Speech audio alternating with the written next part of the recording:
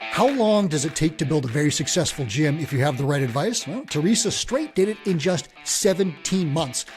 Dramatic changes to her business. You're going to find out all about them on this episode of Run a Profitable Gym. I'm your host, Mike Workenden. Please hit subscribe wherever you're watching or listening with my thanks. Now, Theresa owns Iron Individual in Ohio. Here's her timeline. This is very cool. She signed up for mentorship in October 2023, and she blitzed stage 1 in 2 months. That's it. Then she ripped through stage 2. We call it growth in 15 months. So in just 17 months, she reached the elite stage of gym ownership. We call it Tinker.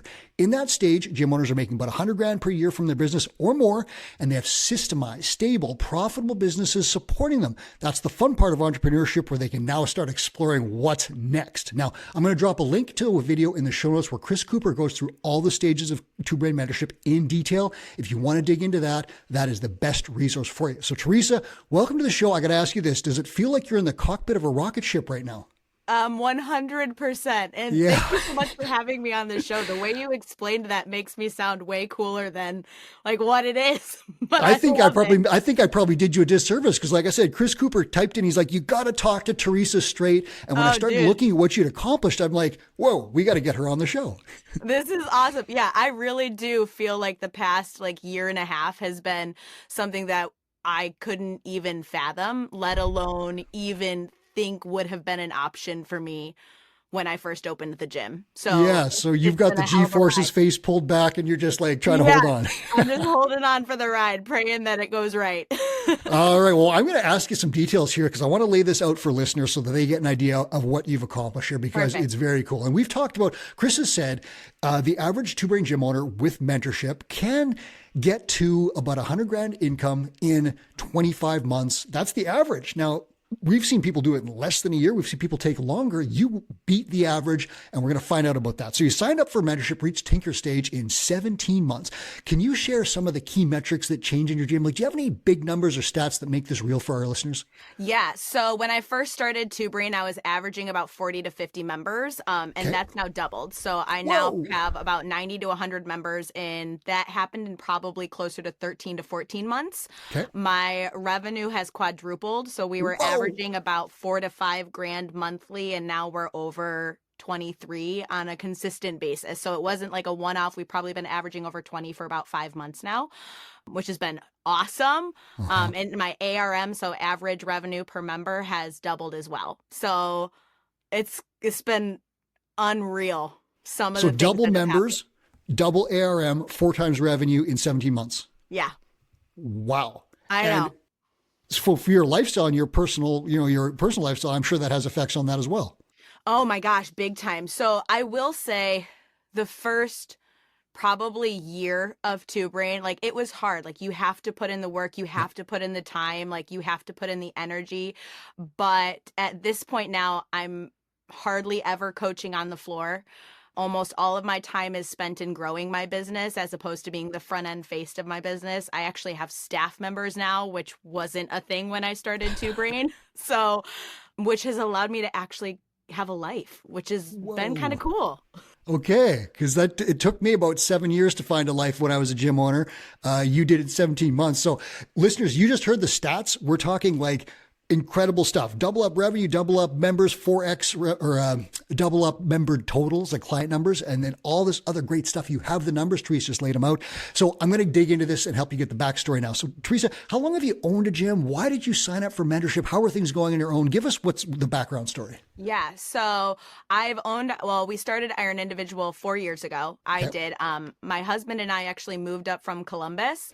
A friend of ours lives here in Cleveland. He actually owns a gym up here as well. Wanted to expand. I was considering personal training as a career. This is right before COVID. And kind of the stars aligned and gave us the opportunity to open up Iron Individual. I had, at the time, no coaching experience, no business experience, had no idea how to read a profit loss statements, didn't understand what Square or QuickBooks or any of that stuff was.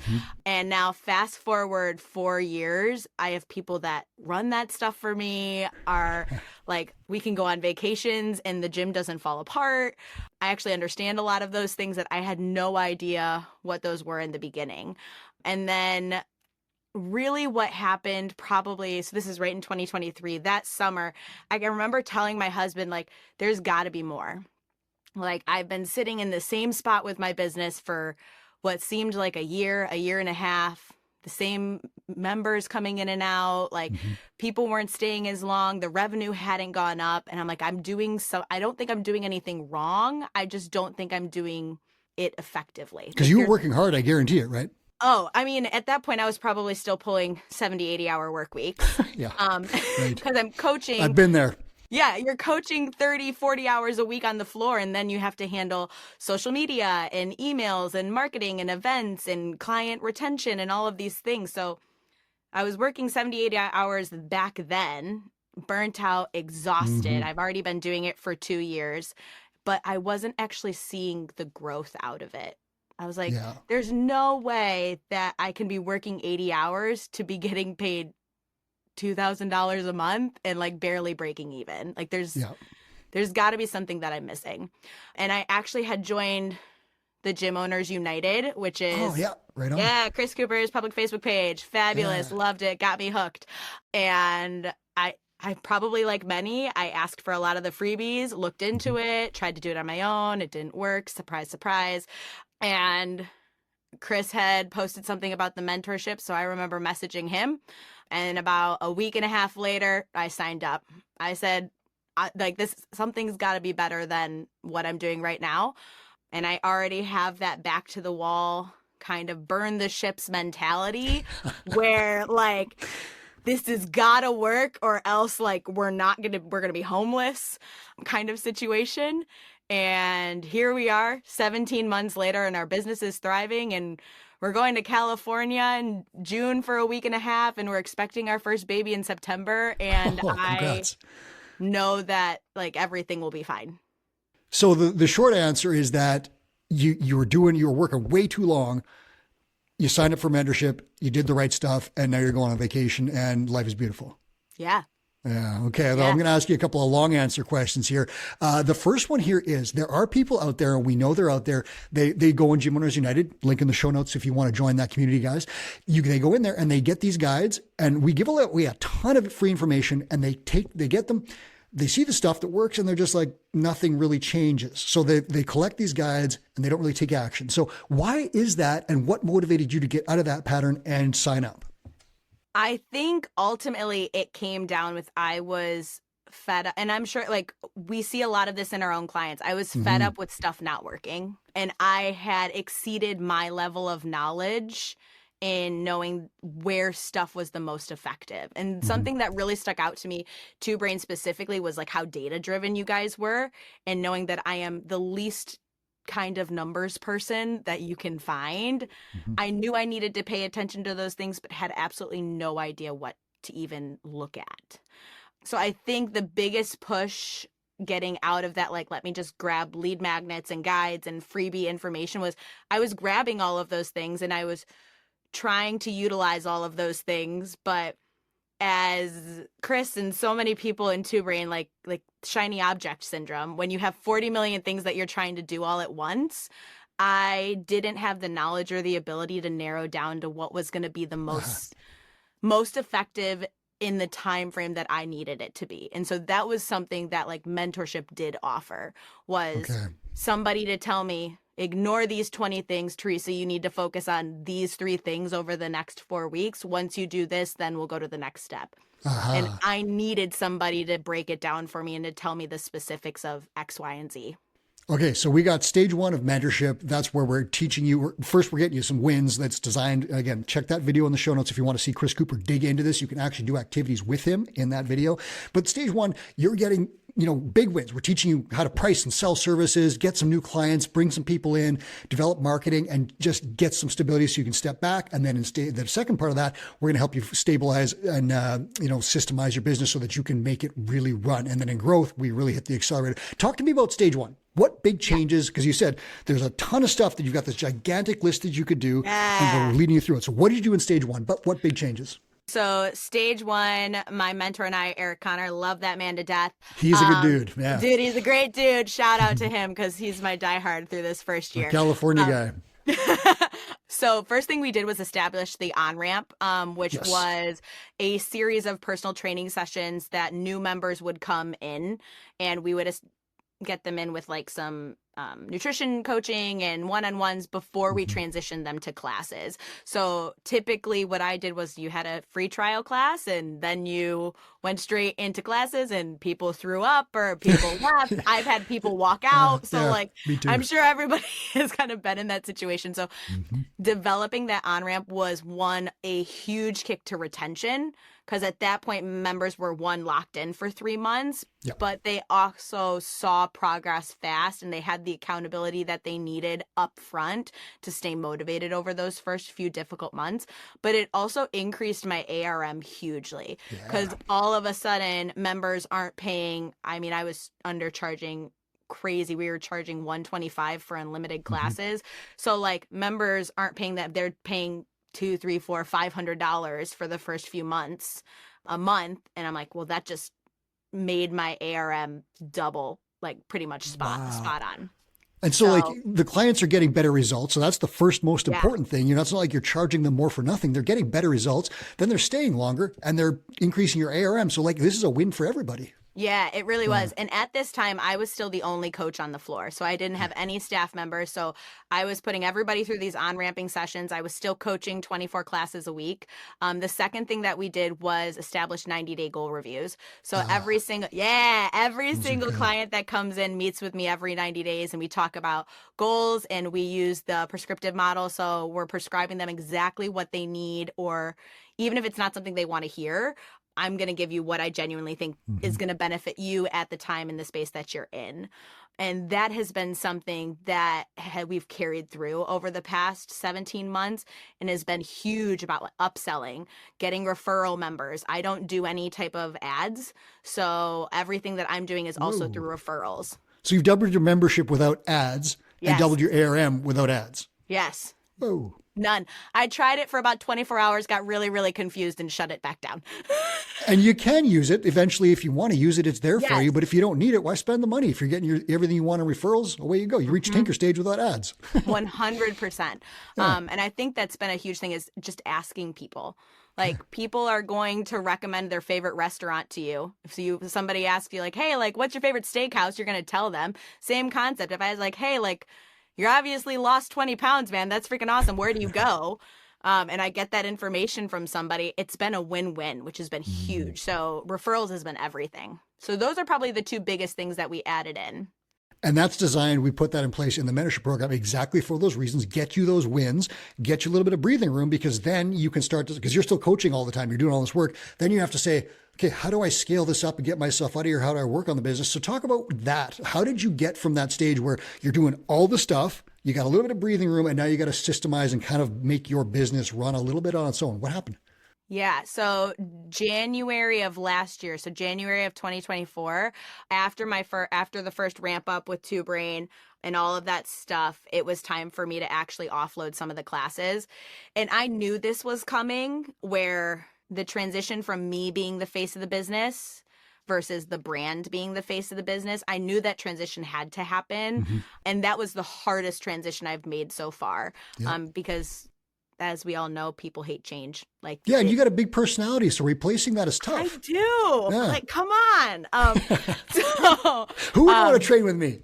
Right? Everybody does. But so January, I started developing some SOPs, job responsibilities for just group coach and personal trainer. I didn't look at anything else, but I just needed to get myself off the floor. And it took me about 5 months to hire our first PTs and group coaches. But the moment I did, it went from me coaching 25 to 30 hours a week, and I had all of those hours now back. Yeah. So by midsummer of this past year, that 2024, I had 25 hours already back in my pocket. What did you do with them? Oh God, a million things. Golden Hour, when that came out. There you go. Yeah. Best thing in the world. But I used that time to become more precise with a lot of the stuff that I didn't have time for. So like things that fell through the cracks, like at-risk members, like those always fell through the cracks, like client messaging on a weekly basis. Like I just didn't have time for that. I didn't have time to develop social media and emails and blog posts. Like I generally didn't have any hours to write these things.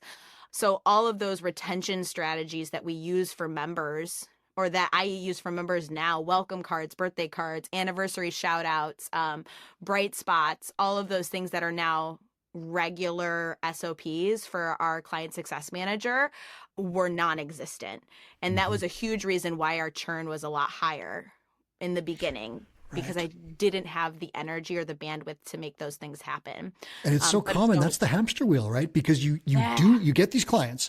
Then instead of putting in all the stuff that would keep these clients, you coach the clients, but you forget all the other stuff. And I lived this. And then they start bleeding out. And you're like, I need to get more clients. And then you just keep going in this horrible cycle and you never put the stuff in place because you don't have time, because you're working 80 hours a week. You don't have time to put in the retention, the onboarding, the goal reviews, and all the stuff that would hold those clients.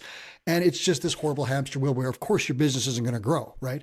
When you did this, like when did you do the value ladder thing where you analyze, like, where am I spending my time and how do I get it back? Times. Yeah. And did you start with a coach? Was that your first hire? So I actually started with CSM. So CSM was number one. That's a good one. Yeah. Client success manager was number one. Best hire I ever made. She's a unicorn. She pays for herself, right? Huh? Pays for herself, right? Yes. Oh, 100%. Like if I'm at a point where I can pay her more, like I will. Like she is worth every penny that I dish out to her.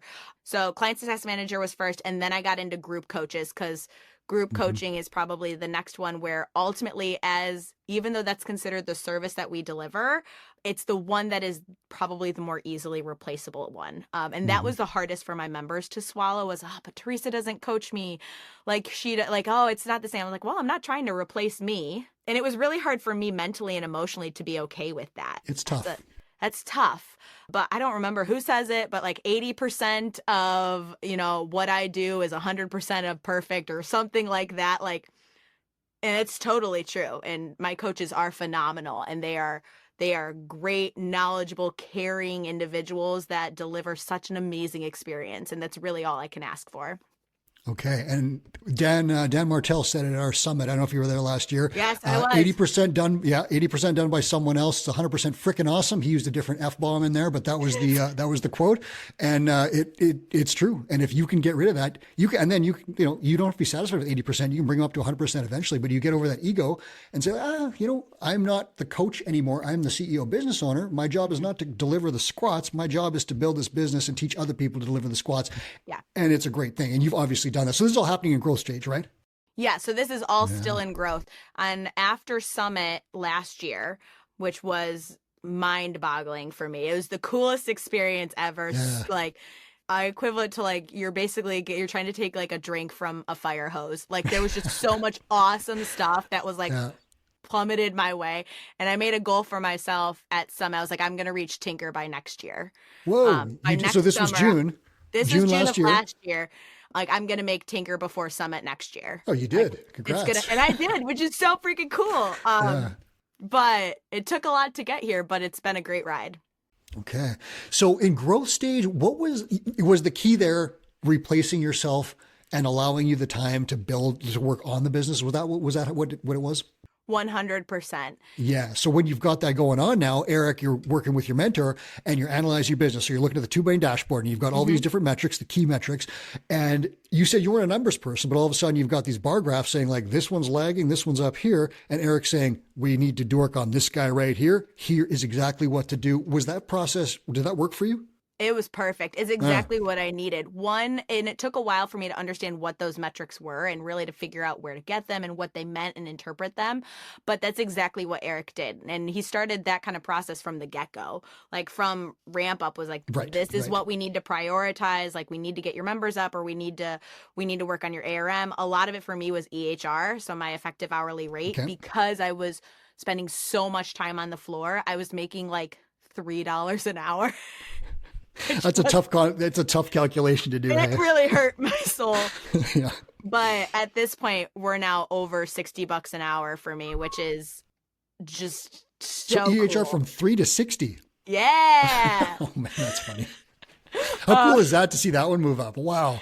That was super cool. And a lot of it just took me, I just had to pay myself. And I think that's something that was really cool was I had the money. I just like didn't actually want to put it in my bank account. It's hard to do. So like I just had to pay myself first. And so that's something that like Eric just would tell me exactly what to do. He's like, Theresa, just move, like it's in your, just move it from one account to the other. And so that was perfect. That's exactly what I needed. I'm going to ask you a specific one. You said you weren't into numbers and that was something that was way outside it. How easy was it for you? And again, you picked it up on the fly. Was it easy eventually to get, read a P&L, understand this stuff to the point now where you feel like the CEO of a business? Yeah, I'd say it's still not my strength. Yeah. Like I'm the people person. Like if you can't I'm a tell word guy. already, I know I'm the same way. I mean, like if you can't tell, like I am the front face. I love talking. I love interacting. I'm an extrovert at heart. So those numbers and the finances always have been and probably always will be. It takes me a while to do my metrics just because it's hard for me to math. But it's much easier now than it was back then. And so would you say like you have a basic financial literacy that allows you to at least understand what's going on in your business? Yes, 100. Yeah. Like I feel like I can go to a meeting with my accountant and they can talk to me in larger terms and I actually know what they're talking about, as opposed to a year and a half ago, I would have sat there and looked at my husband and been like, please interpret. Is this the right way up? Or right. Like I'm like, I don't know what do you mean? What is a gross income versus net versus what is, I didn't know any of that stuff. So, but I feel like I have a much higher financial literacy now than I did back then. Okay. So that's gnarly. So you go from basically zero and you have none of this, you don't like math is not your thing. You're a great coach. Then you put all the systems and structure in place and you know how to read a P&L and you can see these numbers on the P&L just skyrocketing over the last 17 months. And you reach this tinker level. Well, now like you get to do the fun part because you've got a stable business. You're not doing all that work and wearing all the hats and you can start thinking about what's next. So I got to ask you that, like at the tinker level, you now get to start saying like, what do I do? Do I scale up? Do I expand? Do I open something else? What do I do? What are you thinking about? For me, a lot of it comes down to lifestyle. Like, nice. That's a good one. And I think it does for a lot of people. Like, we don't get into this job or this industry to make money specifically, but I want to be able to provide for my family and to create a life for them that is memorable and exciting and full of adventure. So ultimately, moving up to Tinker is something that is going to allow me to interact with other gym owners that are at the same level, that have that they've built the lifestyle.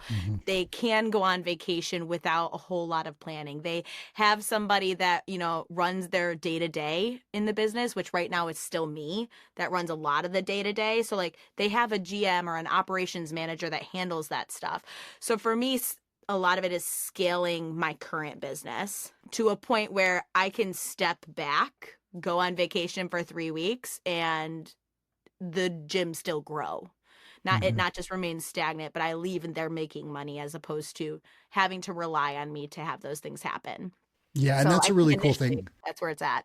Yeah, like in that Tinker group, you see people and people are doing crazy things in there. And it can be anywhere from like, I'm investing in crypto. I'm starting a sports beverage company. I'm doing Airbnbs. I'm opening a second, a third, fourth gym. I'm buying gyms. I'm replicating my current gym.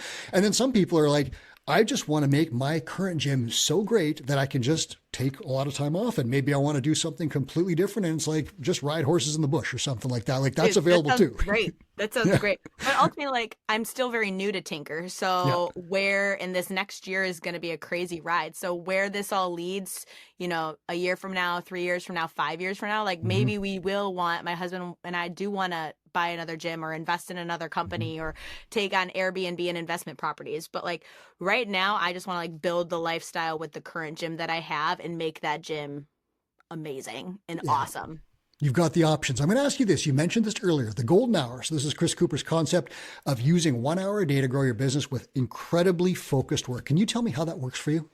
Yeah. So from Monday through Saturday. So I do everything Monday through Saturday, and then I give myself Sunday off because I'm somebody that needs to be bored and I have to shut my brain off to be conscious for Monday. But Monday through Saturday, I dedicate an hour.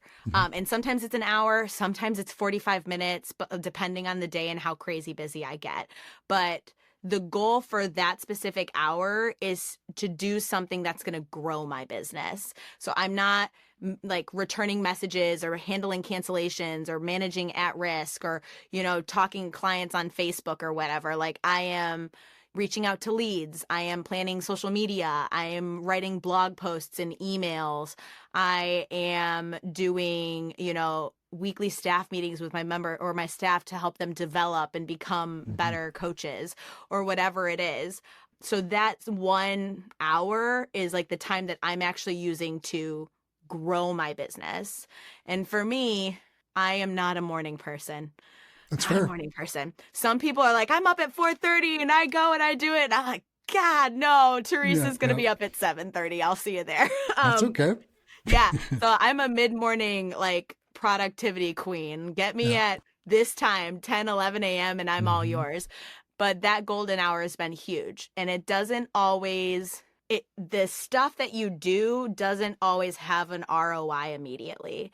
And I think that's what's really frustrating is like you're messaging leads and emails and doing social media and all of this stuff for months on end. And you're like, there's no return on investment. So I feel like people just stop. Or they're like, they don't see the direct correlation between I did X and so Y happened. But I think what's important about those small tasks is they're so meaningful long-term wise. So you might not see the impact today, tomorrow, or a month from now, but the 7 months from now, the lead that you contacted in January is going to finally reach out because they got the email that you sent to them about wanting to improve their health while their kids go back to school.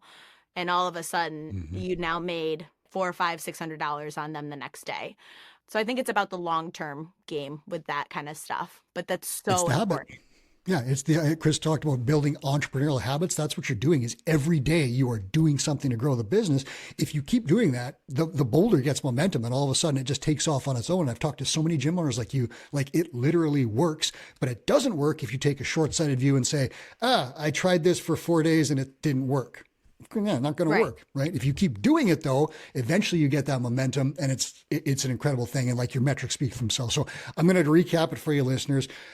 Theresa in 17 months went from not understanding financials and just, struggling with stuff to growing a fantastic business. You said you doubled member count, you doubled ARM and you 4x'd revenue, correct? Mm-hmm.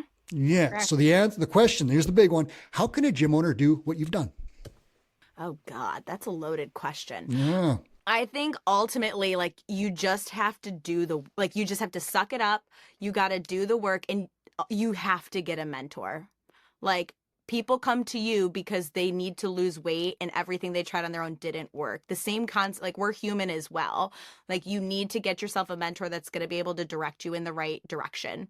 That's going to be able to tell you this is what you need to prioritize and we can ignore this stuff for now. And then you have to get the systems and the processes in place that allow you to be able to step back. But I think you just have to, you got to take the risk. Like there's no reward without taking a little bit of risk and making those things happen. And this is a risk that is like, it is so worth it. You have put in the time, put in the money. You are worth the investment. Your business is worth it. And you really just have to like hit the ground running and go for it. Get a mentor, do the work, track the metrics. You will see results. Theresa saw incredible results, all laid out in detail, 17 months, elite stage of gym ownership. Theresa, I'm going to let you get back to growing your business or just working on your lifestyle if you want. Thanks so much for sharing this story. I can't wait to see what you do in the next year. Thank you so much, Mike. I appreciate it. That was Theresa Straight. This is Run a Profitable Gym. I'm your host, Mike Warken. And thank you so much for watching or listening. If you enjoyed this, if it helped you out, put a like on the video and please check the links in the show notes for more stuff if you want to really dig into the Two Brain program. And now here's Two Brain founder Chris Cooper with a final note. Hey, it's Two Brain founder Chris Cooper with a quick note. We created the Gym Owners United Facebook group to help you run a profitable gym. Thousands of gym owners just like you have already joined. In the group, we share sound advice about the business of fitness every day. I answer questions, I run free webinars, and I give away all kinds of great resources to help you grow your gym. I'd love to have you in that group. It's Gym Owners United on Facebook or go to gymownersunited.com to join. Do it today.